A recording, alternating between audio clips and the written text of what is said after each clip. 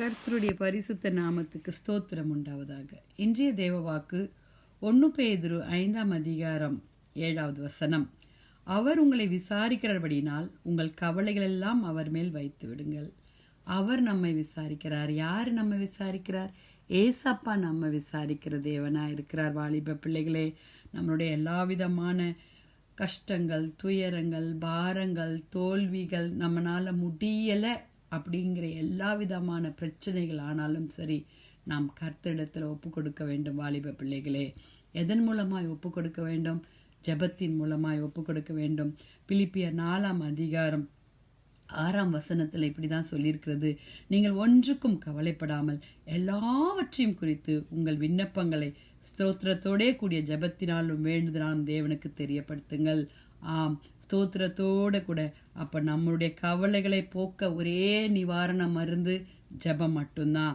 அது ஜெபத்தின் மூலமாய் அவரோடு கூட விசுவாசத்தோடு கூட அவரை நம்பி இருந்தோமானால் நாம் கவலைகள் எல்லாம் நம் மாற்றி தருகிற தேவனா இருக்கிறார். அவரை கருசனை உள்ள தேவனா இருக்கிறார். வாலிப பிள்ளைகளே, தேவனுடைய சமாதானத்தை இருதயத்தை ஊற்றும். நீங்க ஜெபித்து பாருங்களேன், கண்ணீரோடு ஜெபித்து பாருங்க.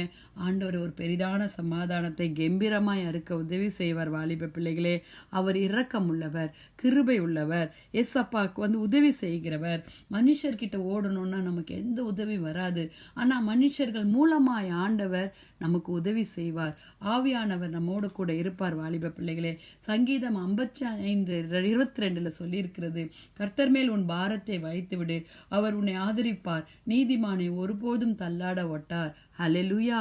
மத்தேயுல சொல்லியிருக்காரு, 6ஆம் அதிகாரத்துல ஓமைகளா சொல்லுவாரு. அதுல ஒரு வசனத்துல சொல்லுவாரு, கவலைப்படுறதுனால உங்களில எவன் தன் சரீர அளவை கூட்ட முடியும்? சொல்லுங்க பார்க்கலாம். யாரால கூட்ட முடியாது.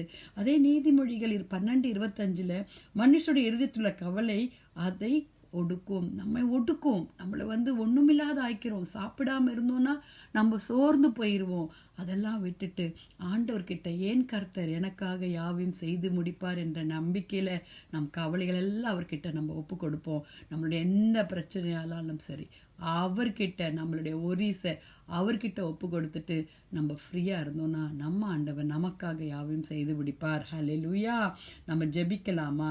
நம்ம ஜெபிக்கலாம். நம்ம கர்த்தரிடத்துல கேட்போம். தேவனுடைய ராஜ்யத்தையும் நீதியும் தேடுங்கள், அப்போது இவைகள் யாவும் கூட கொடுக்கப்படும் வசனம் சொல்லியிருக்குது.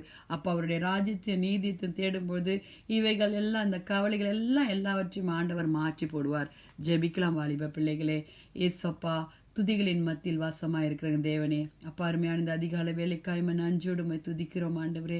யாரெல்லாம் என்னென்ன கவலைகளோடு இருக்கிறாங்களோ, என்ன தோல்விகளோடு ஆண்டவரே, என்ன விதமான மன கிளேசங்களோடு மன அழுத்தங்களோடு இருக்கிறாங்கன்னு எங்களுக்கு தெரியாது ஆண்டவரே. ஆனால் நீர் தெரிந்திருக்கிறீர். நீர் அவர்களுடைய கவலைகளை போக்குகிற தேவனா இருக்கிறீர். நீர் விசாரிக்கிற தேவனா இருக்கிறீங்கப்பா. எல்லாரையும் உடைய கரத்தில் ஒப்பு கொடுக்கிறோம். வியாதிஸ்தரை உடைய கரத்தில் ஒப்பு கொடுக்கிறோம். சுகப்படுத்துங்க ஆண்டவரே. தேசத்தை உடைய கரத்தில் ஒப்பு கொடுக்கிறோம் ஆண்டவரே. எங்களுடைய ஊழியக்காரர்களை ஒவ்வொருவரையும் மிஷனரிமார்களை உடைய கரத்துல ஒப்பு கொடுக்கிறோம் சுவாமி.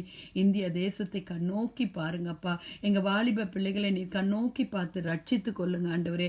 அந்த பிள்ளைகளுக்கு வேண்டிய எல்லா விதமான பாரங்களை என் கர்த்தர் எடுத்து போடுங்கப்பா. நீர் சுமந்து கொண்டீர் என்பதை அவர்கள் உணர செய்யுங்க சுவாமி. எங்களை கத்தாவே முழு இருதயத்தோடு குடும்பங்களை பாதுகாத்து கொள்ளுங்க, வாகனங்களை பாதுகாத்து கொள்ளுங்க. போக்கையும் வரத்தையும் கர்த்தருடைய கரத்துல ஒப்பு கொடுக்கிறோம். நீரே மகிமைப்படுங்கப்பா. துதி கன மகிமை உமக்கே செலுத்துகிறோம். மீட்பர் இயேசுவின் மூலம் ஜெபம் கேளும் பிதாவே. ஆமேன், ஆமேன். Have a blessed day. Bye.